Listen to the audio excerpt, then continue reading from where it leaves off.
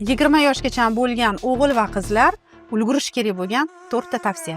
Birinchisi bu o'zligingizni aniqlab oling. Ya'ni 7 avlodingiz, kimsiz, qayerda tug'ilgansiz, ota-bobolaringiz kim bo'lgan, bu sizning kuchli taraflaringizni aniqlab olishga va slabiy taraflaringizni ustida ishlashga yordam beradi.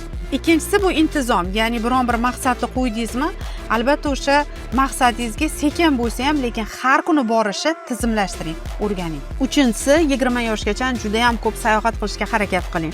Agar chet ellarga bo'lmasa ham, hech bo'lmasa chekka viloyatlarga, har xil qishloqlarga, ya'ni bu yerda odamlarni taniysiz, o'zingiz qiyinchilik ko'rasiz, diskomfortda ham qiyinchilik emas, ya'ni odam o'lib qolmasligini bilasiz va qo'rquv sizda yengiladi. To'rtinchisi, bepul xizmat qilishni o'rganing. Endi ko'pchilik buni ustozam deydi, ya'ni hamma odamdan ustoz ko'ring va ularga bepul xizmat qiling. Siz o'shani xizmatini qilayotganingizda, u sizga hamma sirlarni o'rgatadi va bu sizga kelajakda juda ham katta fundament bo'ladi va iloji boricha har xil ustozni olishga harakat qiling.